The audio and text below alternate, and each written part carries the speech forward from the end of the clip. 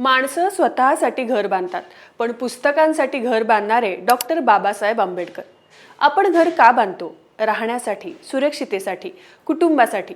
पण कल्पना करा, जर एखादा माणूस स्वतःसाठी नाही तर पुस्तकांसाठी घर बांधत असेल, तर तो माणूस सामान्य असू शकतो का? महाराष्ट्रात असंच एक घर आहे. ते घर दगड सिमेंटचं नाही, हे घर विचारांचं आहे, ज्ञानाचं आहे, संघर्षाचं आहे. ह्या घरात आहेत 50,000हून अधिक पुस्तकं, राजकारणावर सुमारे 3,000, कायद्यावर 5,000, अर्थशास्त्रावर 1,000, तत्वज्ञानावर 6,000, युद्धशास्त्रावर 3,000, धर्म आणि धर्मतत्वज्ञानावर 2,000हून अधिक पुस्तकं. आणि हे फक्त आकडे नाहीत, हे एका माणसाच्या बौद्धिक तयारीचे पुरावे आहेत. या घराचं नाव आहे राजगृह आणि ते घर आहे डॉक्टर बाबासाहेब आंबेडकर यांचं. इतिहासात मोठ्या मोठ्या इमारती बांधल्या गेल्या. गेटवे ऑफ इंडिया एका सम्राटाच्या स्वागतासाठी, ताजमहाल प्रेमाच्या आठवणीसाठी. पण पुस्तकांसाठी घर बांधण्याचा इतिहास फार कमी लोकांनी रचला. डॉक्टर बाबासाहेब आंबेडकरांनी तो इतिहास रचला. आज बाबासाहेब म्हणजे संविधान, सामाजिक न्याय, दलितांचा आवाज अशी ओळख आहे.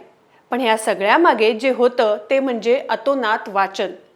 बाबासाहेब म्हणायचे, ज्ञान हीच ताकद आहे. आणि त्या ज्ञानासाठी त्यांनी स्वतःचं आयुष्य पणाला लावलं. बॅरिस्टर झाल्यानंतरही आर्थिक परिस्थिती मजबूत नव्हती, पण वकिलीमधून मिळालेला पैसा त्यांनी पुस्तकांवर खर्च केला. 1931 साली त्यांनी मुंबईत 2 प्लॉट घेतले, एक राहण्यासाठी आणि दुसरं पुस्तकांसाठी. 99 नंबरच्या प्लॉटवर 4 मिनार नावाचं घर उभं केलं. त्या घरात पुस्तकं, अभ्यास आणि वाचन होतं. पण 1 मे 1941 रोजी हे घर नवीन पुस्तकांसाठी विकलं आणि 129 नंबरच्या प्लॉटवर राजगृह उभं केलं. हे नाव बुद्धांच्या राजमहालावरून घेतलं, कारण बाबासाहेबांसाठी बुद्ध म्हणजे धर्म नव्हता तर विचार होता. राजगृह हे फक्त घर नव्हतं, तर एक विचार केंद्र होतं, जिथे संविधान, समाजरचना, धर्म, कायदा आणि इतिहास यावर खोल अभ्यास झाला. ते जगातील सर्वात मोठ्या वैयक्तिक पुस्तक संग्रहापैकी एक होतं. प्रत्येक पुस्तकावर त्यांच्या नोंदी आणि विचार होते. ते वाचायचे, विचार करायचे आणि समाजासाठी वापरायचे.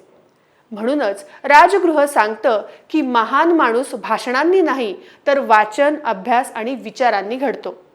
आणि माणसं घर स्वतःसाठी बांधतात, पण बाबासाहेबांनी पुस्तकांसाठी घर बांधलं. तर मंडळी, अशाच नाविन्यपूर्ण माहितीसाठी सत्ता मंच या चॅनलला सबस्क्राईब करा आणि सत्ता मंच या इन्स्टा पेजला फॉलो करा.